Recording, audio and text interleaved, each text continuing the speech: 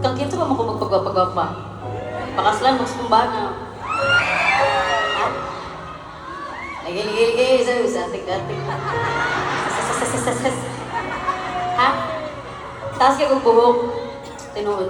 Guys, imagine na ninyo, no? Ginani kay igang na stage, no? Yung taas kong buhok. Eh, day. Siguro mamilit direct mo.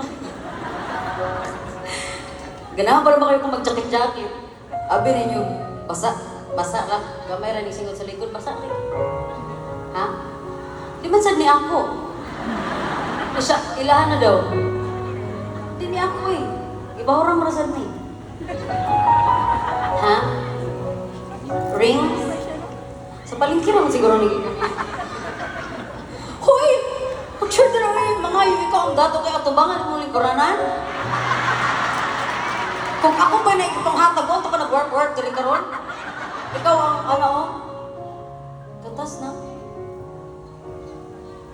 Oh. Di, murag din ako maingon yung mong joke, kaya murag na eh, kuan.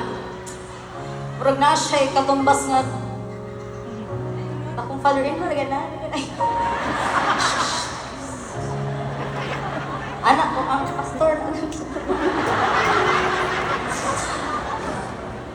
Guys, ayoko niyong ikuan sa akong father-in-law. I'd like to say follow. Wala na oy guys. Sus, kailan na kayo ng father-in-law o mother-in-law sa ako guys. Usahay, kami rin to lang mag-video call. Makalimot namin nga, si TJ nilang na. Ito, thank you kayo sa akong father-in-law, sa akong mother-in-law.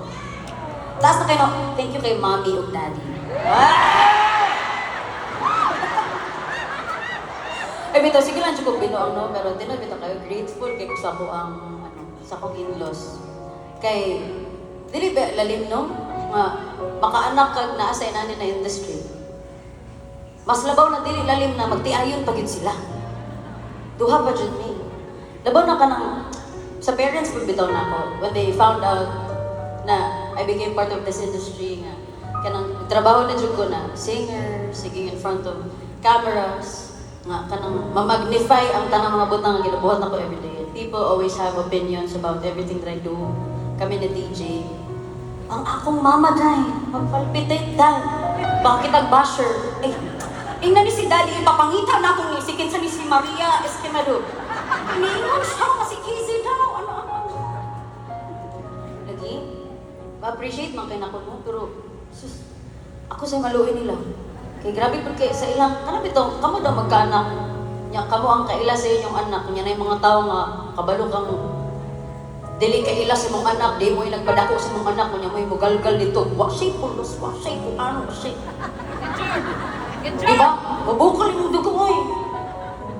Pero grateful na lang kayo na despite all the difficulties na kauban sa amuang trabaho. Grateful kayo na very supportive kayo parents. My mom and dad back in Davao. And of course, ang aking mommy and daddy din sa Cebu. Grateful kayo.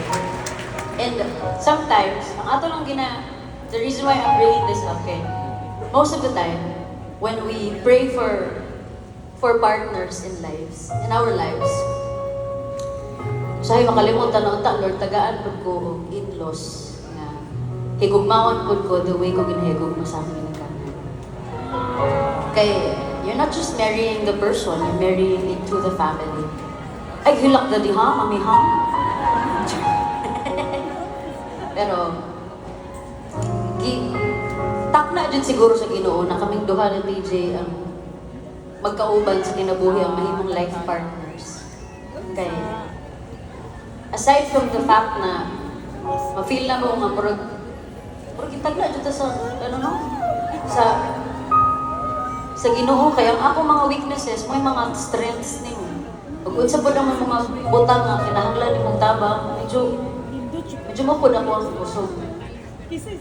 But one of the biggest gifts is makita na mo ang akong ginikanan, ang iyang ginikanan. Magkuyog sila guys. Ito sila dahilayan ang mga senior citizen. Sila ang upak. Nag-rides sila guys. Ang ay mga maintenance guys, nag-rides. Sila, nag-alpine, something. Drop zone, wala yung ibat no. niya, nipila sila atong katong ni rainbow hunta. Pag-abot dito kay akong moda, ma'am, overweight ka, ma'am. Naanagin siya, ma'am. Diet yung kong body, dahilayan. Diet yung ko, ano. Ito, grateful kami. We're very grateful. Na, inguna na silang klase ng mga ginikanan. Dili lang kay DJ, but sa ako asal. O ginana silang mga klase ng mga in-law sa ako ang parents.